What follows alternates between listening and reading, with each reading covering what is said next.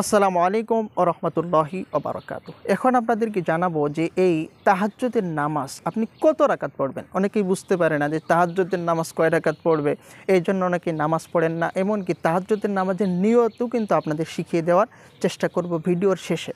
এই জন্য ভিডিও কেউ টানবেন না, দেখতে থাকুন, অবশ্যই জানতে পারবেন তাহাজ্জুদের নামাজ কত রাকাত পড়বেন, নিয়ত কী হবে। তো চলুন আপনাদের শিখিয়ে দিই। তো বন্ধুরা, রাসূল সাল্লাল্লাহু আলাইহি সাল্লামের হাদিস অনুযায়ী আপনি যদি হাদিস ঘাটাঘাটি করেন তাহলে দেখতে পারবেন রাসূল সাল্লাল্লাহু আলাইহি সাল্লাম ৫ ওয়াক্ত নামাজ ফরজ হওয়ার পূর্বে নিয়মিতভাবে তাহাজ্জুদ নামাজ পড়তেন।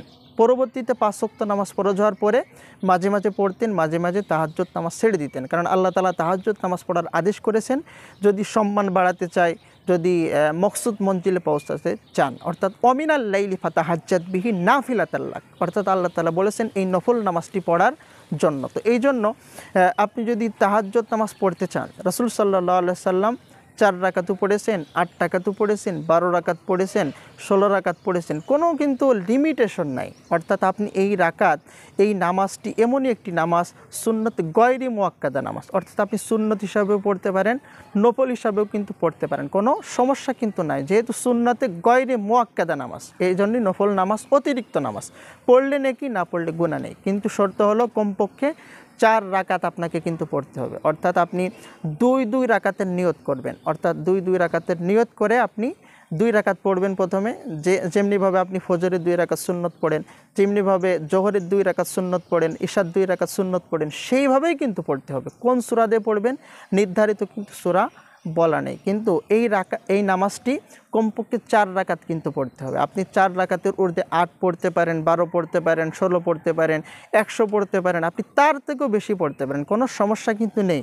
কিন্তু শর্ত হলো সহিভাবে পড়তে হবে। অনেকে আছে যে রাকাত গণে এত রাকাত পড়লাম, কিন্তু নামাজের ভিতর তাড়াহুড়া, রুকু সিজদা ঠিক নাই, তাসবিহ তাহলিল ঠিক নাই, তেলাওয়াত সহি নাই, কোরআন তেলাওয়াত সঠিক নাই, তাড়াহুড়ো পড়ছে, জড়তা পড়েছে, এগুলো করলে কিন্তু সঠিকভাবে নামাজ হবে না। শর্ত হলো ধীর স্থিরভাবে, সুন্দরভাবে, তারতিলের সহিত আপনি যে কয় রাকাত পারেন আপনি নামাজ পড়বেন, কিন্তু কমপক্ষে 4 রাকাত পড়তে হবে।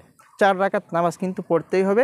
আর তাহাজ্জুদের নামাজ আপনি নফল হিসাবেও পড়তে পারেন, সুন্নত হিসাবেও কিন্তু পড়তে পারেন। নিয়ত এইভাবে করবেন, নাওয়াইতু আন উসাল্লি লিল্লাহি তাআলা রাকাআতাই সলাতি তাহাজ্জুদি সুন্নতি রাসূলুল্লাহি তাআলা মুতাওয়াজ্জিহান ইলা জিহাতিল কাবাতি শরীফাতি আল্লাহু আকবার। হে আল্লাহ, আমি 2 রাকাত তাহাজ্জুদের সুন্নত নামাজ কিবলামুখী হয়ে আদায় করার জন্য দাঁড়াচ্ছি, আল্লাহু আকবার। এইভাবে নিয়ত করে আপনি ঈশার নামাজের পরপরই পড়তে পারেন, এমনকি রাত 12টার পর থেকেও পড়তে পারেন।